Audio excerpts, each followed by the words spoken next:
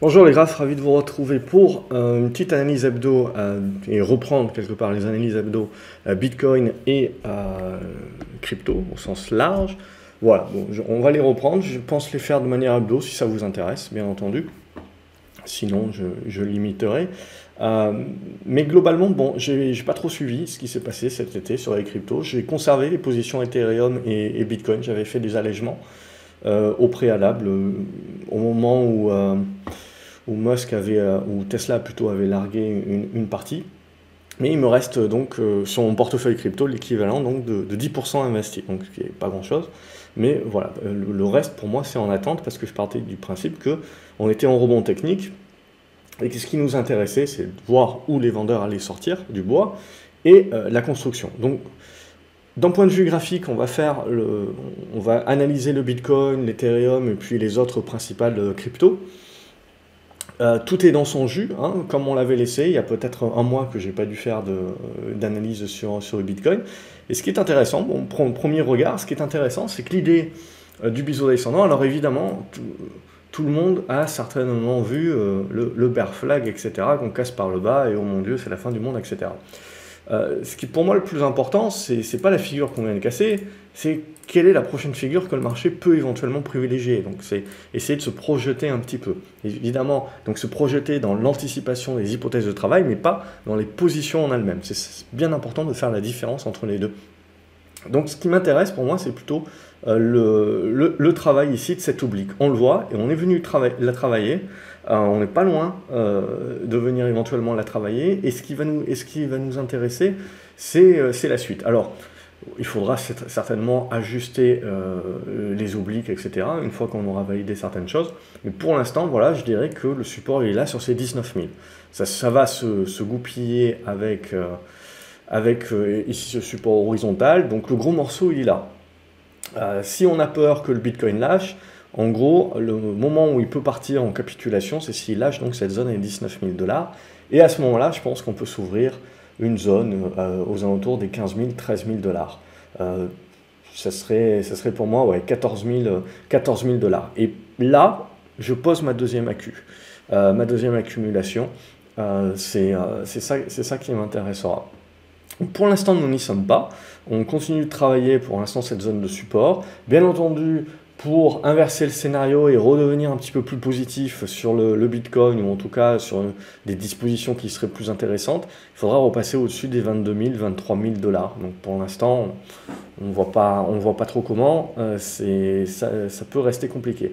Alors ce qui est très intéressant, c'est que c'est très lié aux valeurs de croissance, hein, très lié donc au Nasdaq et aux valeurs de croissance, et donc très lié également au nerf de la guerre actuellement, c'est-à-dire la Fed et les taux. Et donc rien qu'en suivant les taux obligataires, globalement ça peut vous servir comme indicateur également pour alléger les actifs plus risqués ou au contraire les renforcer. Le dollar également est votre deuxième indicateur.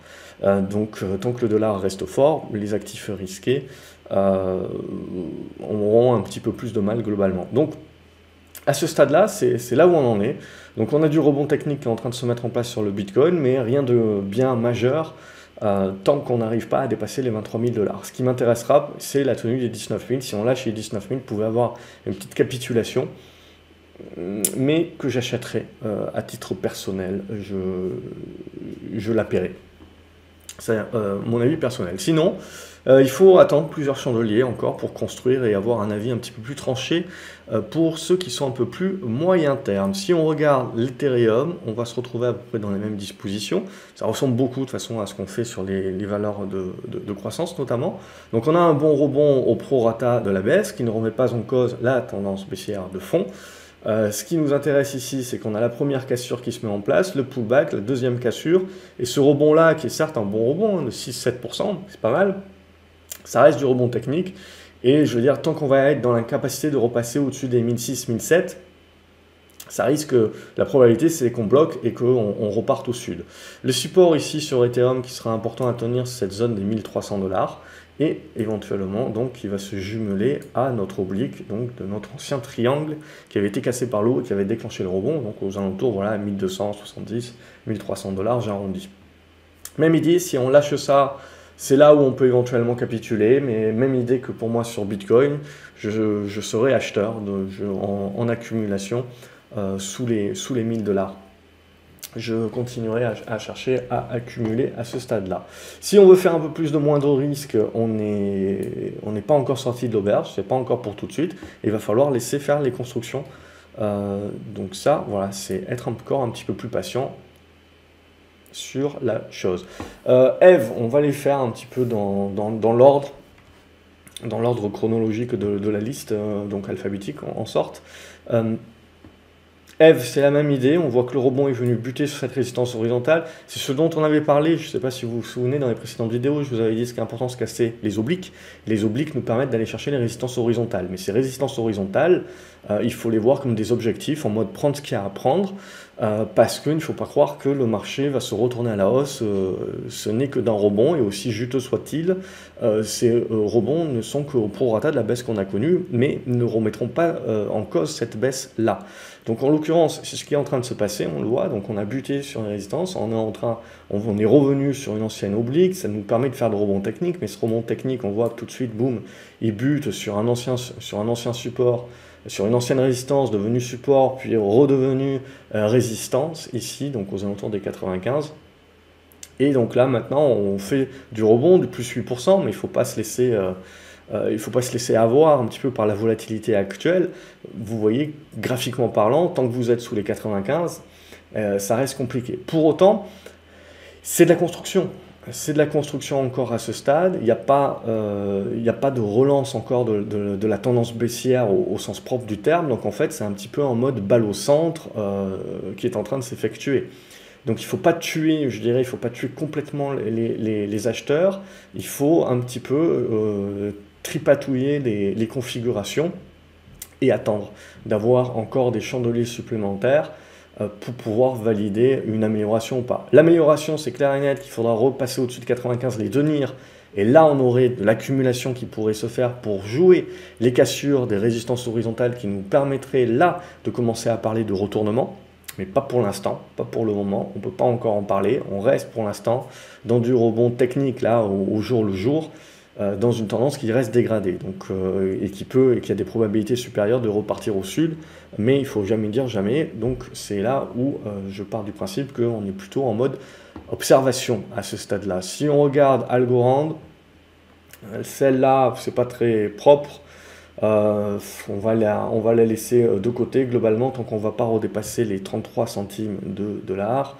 Au niveau de Avalanche, c'est la même chose, c'est assez négatif, mais quand je dis c'est négatif graphiquement quand on regarde le journalier, mais ce qui est important de voir, c'est qu'il suffit de pas grand-chose. C'est pour ça qu'il faut qu'on observe, parce qu'il suffirait de pas grand-chose, un petit rebond comme ceci, le petit pullback qui va bien, et derrière la cassure pour en effet commencer à valider des constructions qui deviennent pas mal, qui prendront encore du temps avant qu'on puisse éventuellement parler de retournement à la hausse, etc.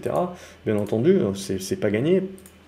Mais il ne faut pas omettre ou penser que c'est typiquement que la baisse qui peut l'emporter. Certes, oui, c'est dégradé, point barre, mais on a peut-être des constructions qui se mettent en place, ou en tout cas, c'est le scénario qu'on continue de privilégier tant que vous ne lâchez pas les supports qui peuvent à ce moment-là déclencher la vraie capitulation.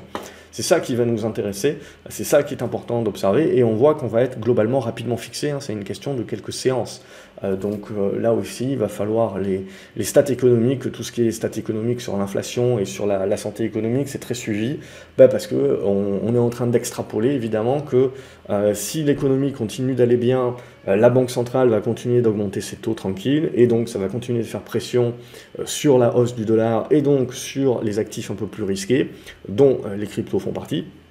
Donc une pression un petit peu à la baisse, ou au contraire, si justement on commence à avoir l'économie qui commence un petit peu à tirer la langue, si on a les stats d'inflation qui commencent à baisser, etc., même si la Fed en effet va continuer d'augmenter ses taux à court terme, dans le mois prochain et les prochains mois, le marché peut se mettre déjà à anticiper 2023 et se dire on va se taper une récession, on va se taper une décroissance, on va se taper un certain nombre de choses qui vont pousser les banques centrales un petit peu à réduire la voilure. Donc c'est qu'une question de timing, et c'est ce qu'on comprend bien en fait dans le zigzag actuel, ça fait partie de la construction. Et la construction, ce n'est rien de plus que la dualité entre justement les investisseurs qui jouent la dégradation de court terme et qui sont donc vendeurs, et ceux qui essayent d'anticiper un petit peu plus moyen terme et de jouer une hypothèse de travail qui sera justement un peu plus positive pour les actifs à risque le jour où le dollar flanche un petit peu parce qu'on est aux abords de la récession ou en tout cas de la décroissance et parce qu'au niveau des banques centrales on commence un petit peu à réduire la vue. Ça, évidemment, voilà, c'est clair et net que c'est une vue qui peut arriver éventuellement dans 6 mois, mais le marché, lui, peut décider d'anticiper dans 3 mois. Mais entre aujourd'hui et dans 3 mois, vous pouvez énormément dégrader les tendances éventuellement. Donc c'est important de ne pas se mettre non plus en face trop vite, de manière trop anticipée. Donc c'est là, la vraie difficulté, elle est là. Elle est concrètement, elle n'est pas à comprendre un petit peu ce qui pourrait advenir d'un point de vue macro, elle est dans le timing de comment le marché va vouloir jouer un petit peu ses sous-vagues. Et dans la capacité, nous, en tant qu'investisseurs, de savoir qu'à un moment donné, il faudra y aller, sans faire de faux mots, mais également sans trop tarder non plus, parce que on est toujours dans des marchés qui ont beaucoup de cash, où les investisseurs ne sont pas sortis, etc. Donc, donc les choses peuvent bouger assez rapidement.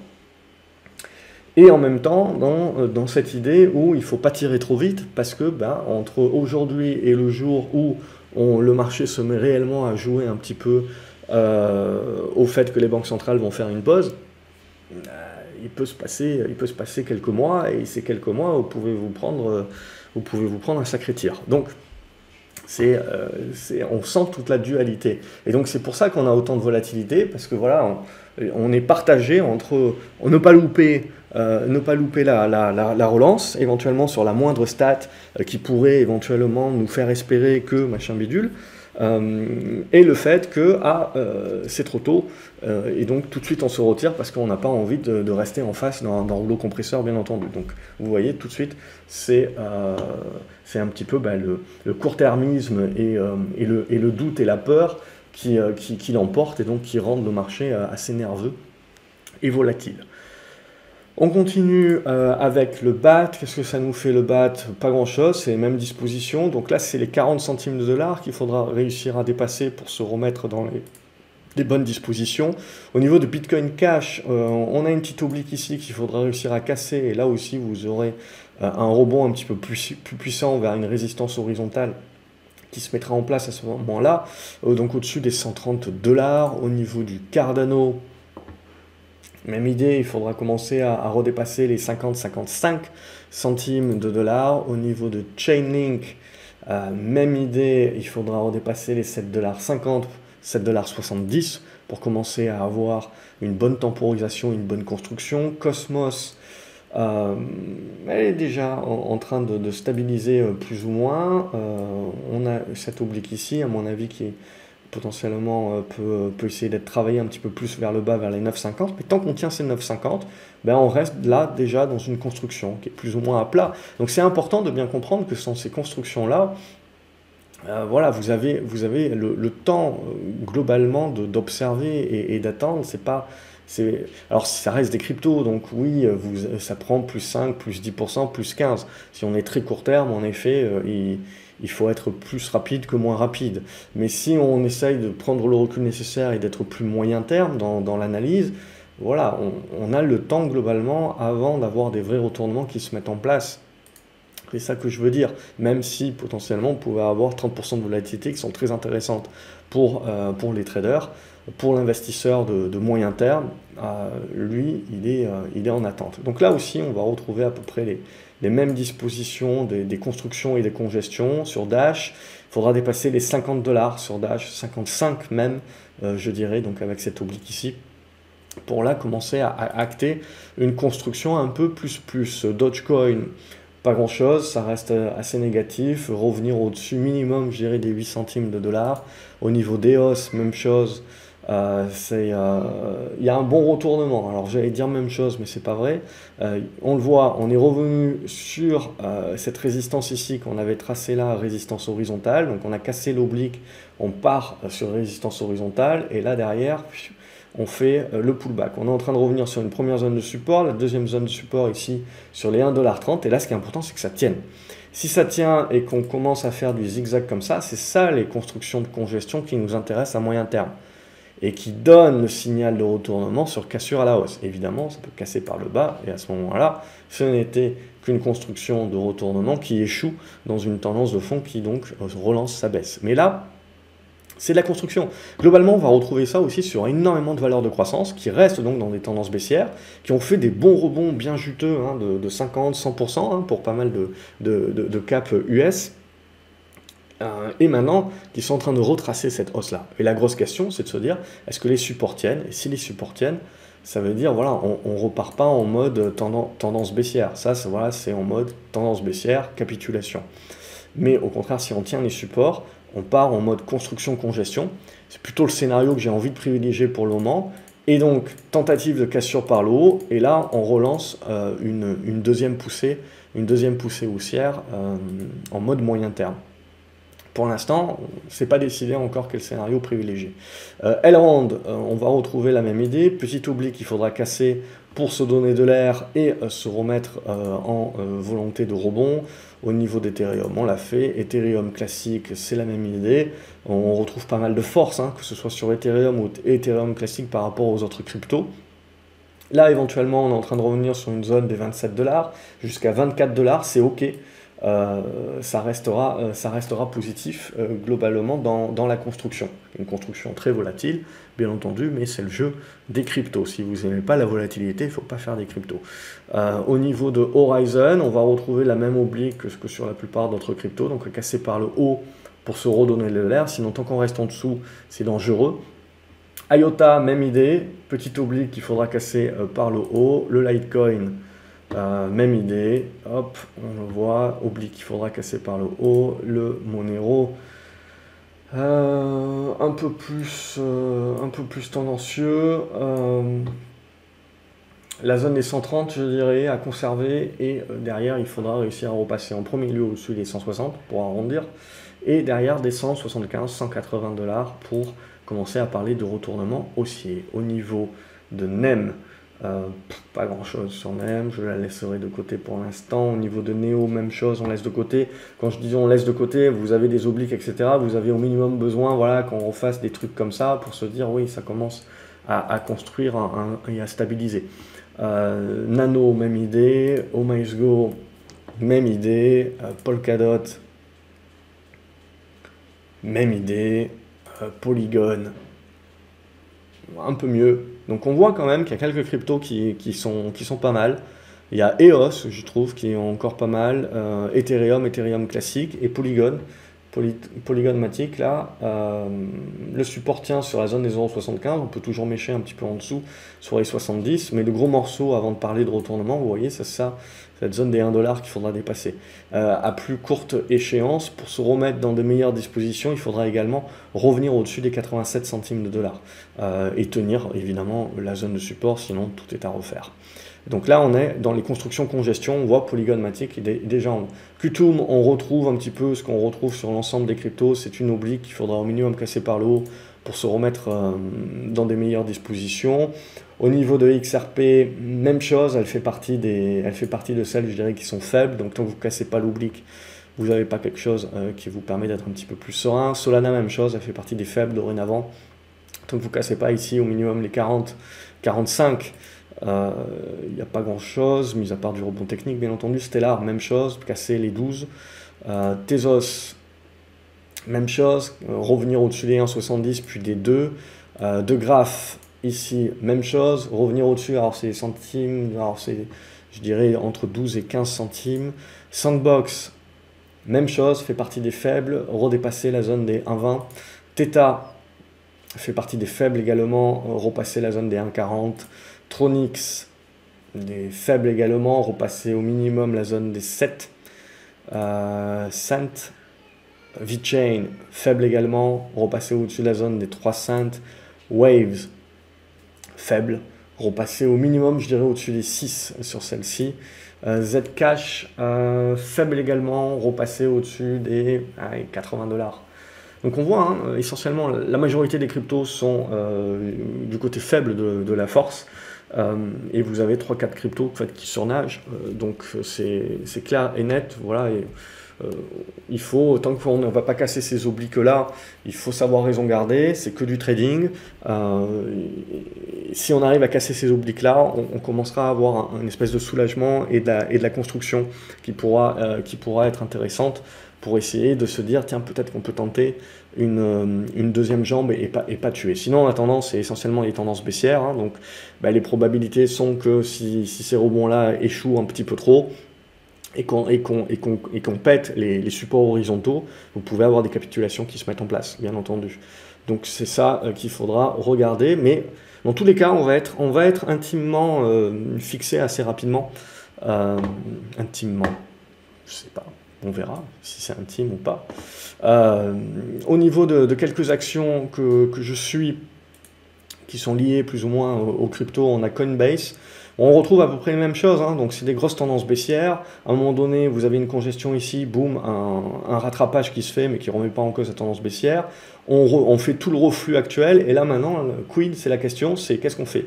C'est soit on tient cette zone là aux alentours des 61 $, 67 $, donc c'est quand même des zones assez larges, hein, il y a quand même 10%, et on arrive à repartir dans des trucs un peu plus construits, mais qui mettront du temps, donc, mais ça permettra de construire. Soit on lâche tout par le bas, là, comme ça, et on repart pour une partie de capitulation. Mais donc, pour l'instant, c'est partagé, mais on tient les supports à ce stade-là. Donc, voilà, le biais baissier, pour l'instant, ne doit pas encore l'emporter, dans vos anticipations en tout cas. MicroStratégie, on peut regarder aussi, c'est à peu près la même idée. Donc, on a fait le rebond qu'on devait faire globalement. Là, maintenant, on est en train de redégrader, et ce qui nous intéresse, c'est où les acheteurs vont se remettre à acheter. Là, il y a des petits gaps, etc. Donc on n'est pas à l'abri de faire des mèches. Mais ce qui m'intéressera plus, au-delà de quel support va tenir, c'est quelle sera la réaction. C'est est-ce qu'on fait des petits rebonds pouillemesques, et donc le risque, en effet, c'est de repartir pour un tour en mode capitulation, ou en mode, voilà, on peut construire des figures beaucoup plus larges aussi. Il faudra voir. Il nous manque des chandeliers, tout simplement, pour avoir un avis plus tranché à moyen terme.